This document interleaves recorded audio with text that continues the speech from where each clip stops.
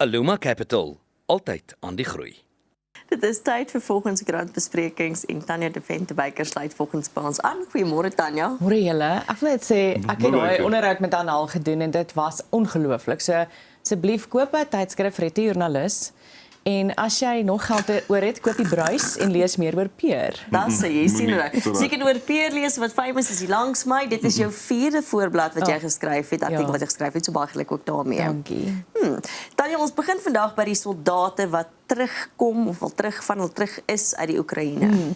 Ja, so ons het al 'n paar keer gepraat oor hierdie soldate wat onwettig of onwetend, hulle het nie geweet dis waarvoor hulle gewerf word nie, wat onwettig ook gaan veg het in die Oekraïne. En minister in die presidentskap Ntsabeni Nkoveno, nee, nou het ek haar naam heeltemal. Daai ene, Ntsabeni. Wat nou verslag doen daaroor, daar is ongelukkig 2 soldate wat oorlede is. So minister Ronald Lamola wat nou die familie gaan besoek het in KwaZulu-Natal om vir hulle te sê dat 2 van hierdie soldate oorlede is. Daar's nog 2 van die 17 wat moet terugkom.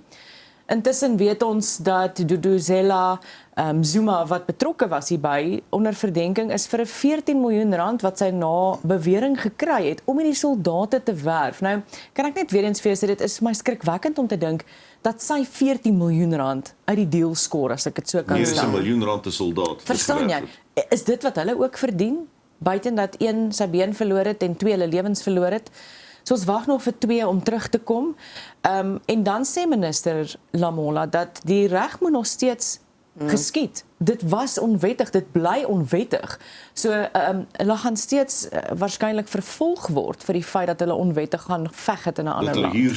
Dat hulle huursoldate was, ja. Maar stuur ons weg. Ja, so ons weet sy met bedank as parlementslid van die MK, uit die MK-party, maar ek meen dit beteken nie dat sy ophou funksioneer in die politiek nie, so ja. Dan gaan enstof nou volgens die president, hy beloof sterk, regverdig toegedeel word. Mense het wonder, gaan dit toegedeel word om voedselsekerheid eers te verseker? Ja. Of waar word dit toegedeel? Dit is 'n goeie vraag. So in hierdie spesifieke artikel sê hulle dat president Ramaphosa veral ook die fokus op die informele nedersettings plaas en die landelike gebiede waar dan die inentings versprei gaan word onder kuddes wat vry losloop. Ons almal weet van die beeste wat jy langs die pad so sien loop. Daar's nog 'n berig wat nou net gepubliseer is op Netwerk 24, 'n roerende artikel van Netwerk 24 verslagspan wat gaan gesels het met boere wat sê hoe verskriklik die impak op hulle lewens, en een van die boere wat sê dat hulle al vir 'n jaar nie 'n inkomste het nie, want ja, daar is hulle kan nie hulle vleis verkoop nie en hulle vra hou asseblief aan die publiek om vleis en melk te koop dat die boere kan oorleef. Die vleis en die melk daar buite in die winkels is veilig vir menslike gebruik. Ons moet nie dink dat dit nie vir ons bruikbaar is nie. So 'n roerende artikel. So Ramaphosa wat sê dat die enstowwe is daar. Hy vergelyk dit met die pandemie. Hy sê ons kon ons bevolking inent van 60 miljoen mense. Hierdie is 14 miljoen beeste. Hy verwys ook na Brasilië waar hulle 128 miljoen moes inent. Ek dink ek het begrip vir die boere se wantroue en skeptisisme en hopeloosheid en moedeloosheid en radeloosheid en hande in die harigheid. En mense dink soos wat jy sê, boere wat voedselsekerheid vir ons aan die gang hou, wat ons veilig hou en in vol kos hou, wat nie eerste die inentings gaan kry nie. Die inentings, as mense nou regtig kwaad wil wees daaroor, kan jy sê, maar hoekom is die element wat dan die verspreiding van bek en klou so aangejaag het, die onbeheerde vrylopende beeste in die land, hoekom word daai dan nou eerste behandel, terwyl die eintlike impak op die ekonomie die industrie is? 'n Mens mag dit vra, dink ek sal graag wil weet hoekom, maar as jy kyk pragmaties, wanneer 'n mens die vrylopende beeste eerste inent, dan weet jy die verspreiding is klaar bekamp. Dit is die een ding, maar in die nuwe artikel wat ek ook nou net gelees het, sê hulle dat ongelukkig kry wild ook dit. So nou kry jy 'n kudu wat rondloop. En wat moet jy doen? Jy kan nie die wild gaan inent nie, verstaan jy? En die ander probleem wat die boere ook oorkla is die absolute romslomp met permitte. Dit vat 'n tyd om 'n permit te kry. Nou is daai permit slegs vir 2 maande geldig. Dit is 'n absolute drama.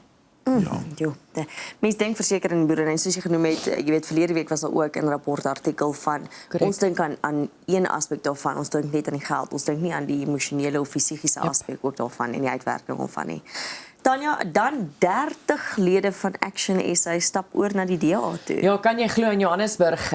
Dis 'n interessante skuif. Ek dink ons het ook gister gesien dat Dada Morero bly weer eens aan as die burgemeester van Johannesburg.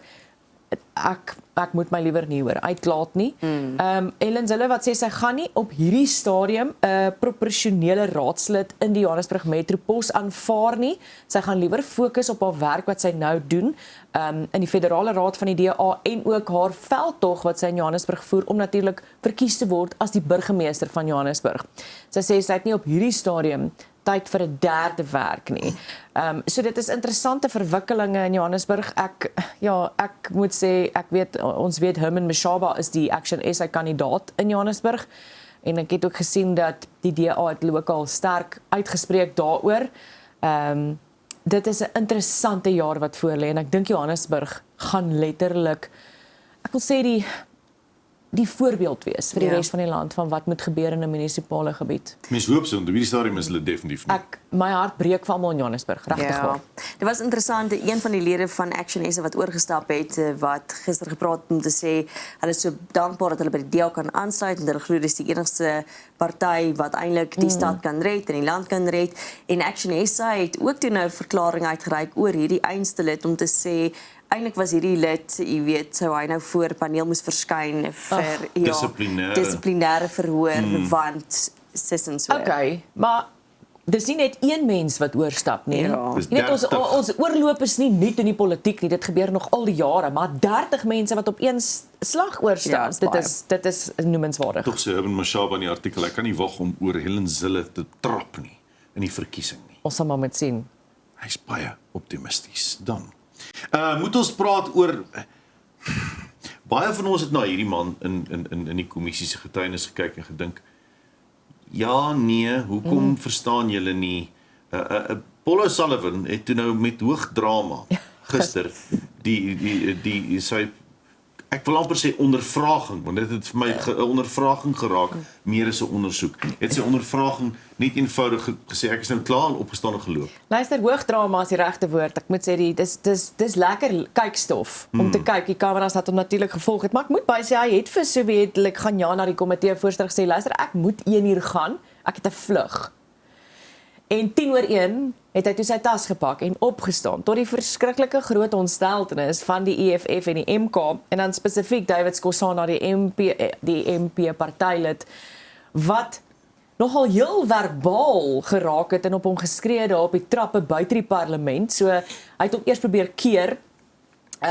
Baie vriendelik probeer keer. Ek sien hulle raak nie aan mekaar nie. Daar's nie 'n skermutseling nie om probeer keer om by die deur uit te stap en Paul wat eenvoudig sy tas pak en sê ek gaan nou gaan, ek het gesê ek gaan nou gaan. Hy pak sy tas en hy stap dan na sy kar toe met die hele media gevolg wat agter hom aangaan en David Skosana wat op die trappe staan en skree op hom en vir hom sê jy kan nie net gaan nie, ons gaan jou aankla, dis 'n dwarsboming ensovoorts en al wat Paul vir hom terug sê is man, jy lieg deur jou tande en hy klim in sy kar en hy ry. So inderdaad interessant, ek meen die Madlanga kommissie en die ad hoc komitee wat herhaaldelik vir ons interessante goed. Ek meen ons het gekyk na luitenant-generaal Shadrack Sibiya se getuienis hierdie week en hoe hy dinge verduidelik en die komitee wat net gelag het vir hom want dit is wat moet jy doen? Van die goed wat hy sê is absoluut hysteries. So 'n interessante week. Dit is eintlik nie lagwekkend nie want op die einde van die dag is dit ons polisie wat ons hier ondersoek, maar goed. Ja, nee, mens moet weet as iemand belaglike getuienis lewer, dan is daar iets daar agter. Ja. Dat die waarheid nie mag uit nie. Dat die waarheid dalk wil verdoesel en daarom half dom speel eintlik. Is dalk iets om agterweg te kry, mense moet dit ook in ag neem. Ja, dit is interessant om te weet wel, as jy gaan lieg voor die komitee of by die Madlanga kommissie, gaan almal sit en kyk op hierdie stadium. Soos jou getuienis heeltemal 5 ander mense se nou weerspieël dan. Hoe kan jy blaatant net daar sit en lieg? Dit gaan my verstand te bowe. Ja, maar dit gaan lekker wees om te sien wat uiteindelik gebeur met die, jy weet, of daar vervolgings aankom. Dis wat ek dink ons almal voorhoop op die einde, is dat daar regrukking sal wees en iets meer daaruit sal kom. Dan weet jy die staatskapingsondersoek en Ek weet, maar mens kan altyd hoop. Ek hoor jou. Maar Ons is die ewige hoop. optimiste. Ja. Ja, sy kommissies help altyd Ons kan nie in hierdie land leef en nie 'n optimist bly nie. Jy moet. Maar kyk, dis nie net in ons land waar daar drama is nie. In Amerika gaan die drama ook voort met die Epstein files. Dit is korrek. So Bill Clinton en Hillary Clinton wat natuurlik nou voor die House Oversight Committee moet gaan getuig. So Hillary Clinton wat gister laatmiddag 'n perskonferensie gehou het in New York na haar hele dag se getuienis en sy sê dit was herhaaldelike vrae, herhaaldelik en sy het weer gesê ek het nie vir Epstein geken nie. Ek was nie op sy eiland nie. Hierdie het niks met my te doen nie. En dat sy vir Giselle net as 'n kennis geken het en dat sy by haar dogter Chelsea se troue was as iemand se gas. Ek moet sê dit is nogals hoekom was sy daar by jou kind se troue? Maar goed, daar was ook iets soos 500 gaste gewees. Die dag het interessant begin want daar was allerlei afsprake gemaak soos dat dit privaat moet gebeur. En sy was eintlik daarteen. Sy sê hierdie moet in die openbaar geskied. Maar daar is toe afsprake gemaak en een van die lede het toe 'n foto geneem van haar in die getuiebank en dit aan iemand gestuur en dit het toe uitgelek. So toe is dit eers gestop. Toe sê sy, ons moes eers praat oor, gaan hierdie nou 'n probleem wees, want as julle hierdie reël gaan verbreek, wat gaan ons nog verbreek? So, okay, moes eers weer saamstem, wat gaan vir wat is die reëls, voor hulle verder kon getuig.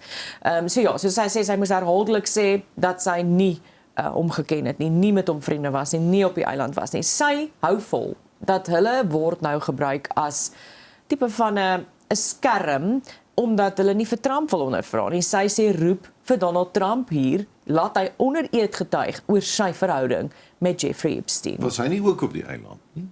Donald Trump? Ja. Ja, korrek. Interessant. Is interessant hoe hierdie speletjies, hierdie magspeletjies nou gebeur. Kyk, wat ook al daar gebeur het of daar iets gebeur het, ek is nie seker nie, ek weet nie, maar as daar iets gebeur het op baie eiland dan wat grillerig is, dan sê dit baie oor die mense se persoonlikhede wat daarbey betrokke was. Verseker. Maar behalwe van dit, sê ook baie oor die mense wat hulle gemanipuleer het om hulle daar te kry. En dan kom die hele storie uit van hoekom het hierdie Epstein karakter hierdie eiland gehad en wat was die groter doel daar agter. Maar die magspeletjies daar is wat ons nou sien in die getuienisse en onderweer is eintlik maar 'n kleiner magspel in vergelyking met waar dit vandaan kom. En dit is skrikwekkend om te sien dat daar selfs Suid-Afrikaanse vrouens betrokke was. Dis maar so, grillerige mense gaan grillerige mense manipuleer. Dan moet ons praat oor Zelensky in die Europese Parlement. 'n staande ovasie vir die president van Oekraïne. Ja, dit was 2 dae terug dit was die herdenking, 4 jaar herdenking, tragies van die inval in Kiev. Toe Rusland besluit is nou oorlog teen Oekraïne. Mense kan nie dink dit is al 4 jaar nie. Ek onthou al daai mense wat moes vlug. Iemand het hierdie week, ek dink dit was Time, wat 'n collage van foto's bekend gestel van daai eerste paar dae. Dit was absoluut hartseer. Zelensky wat die Europese Parlement toegespreek het, gesê ons het nie gevra vir hierdie oorlog nie. Ons het nie gaan soek vir hierdie oorlog nie. Ons het hierdie oorlog gekry. Ons wil hom nie gehad het nie. En hy het 'n staande toejuiging gekry deur die Europese Parlement. Nog sien ons nie die einde nie. Steeds afgelope Sondag weer inval in Kiev of bomme in Kiev gewees. Ons sien nie die einde nie. En ek meen hy het ook verwys na Rusland wat Tsjetsjenië ingeval het en die ander lande en hoe hulle absoluut geen respek vir landsgrense het nie en 'n vraatsigheid en 'n magsbeheptheid het vir nog land en nog grondgebied. As mens kyk nou hoe bereid Rusland is om geld in die oorlog in te gooi. Verstaan, as ons net kyk na die soldate wat gewerf word, Suid-Afrika, net vir die verwing en dis kry net die 17 waarvan ons weet. En dan wat word die 17 betaal? Wat kos hulle hulle opleiding? Wat kos dit om hulle in die veld in te stoot? En dan besef mense daar's soveel geld wat in die oorlog ingegooi word van Rusland se kant af en ook van Europa se kant af om die veiligheid van die Oekraïne te help eers te stel. Dis is 'n ontsettende klomp geld en daar's verskriklike baie dinge wat afhang van hierdie oorlog. En ons sien net die hoofopskrifte. Ons sien nie sê maar die Jennifer wie se man gaan veg het en dood is en sy moes vlug na 'n ander land en waar is haar kinders? Verstaan jy? Ons sien nie daai goed nie, die verrykende generasielange rippelings. Ja, en die mense wat soek hulle leef nou daarmee saam. Absoluut. So jy weet daar val ook 'n bom hierdie werk nie, maar jy gaan nog steeds werk. Die foto op die berig van 'n huis in Kiev wat in puin is. Dis nie 'n militêre instelling nie, dis 'n huis. En Kiev is nie nou 'n spookdorp nie. Daar woon steeds mense. Ja, sjoe. Tanya, en dan se laaste bietjie rekenaar triks. 'n Polisiesersant in Suidwes-Brittanje, Avon en Somerset Police Department. Sy het deur 'n moeilike tyd gegaan.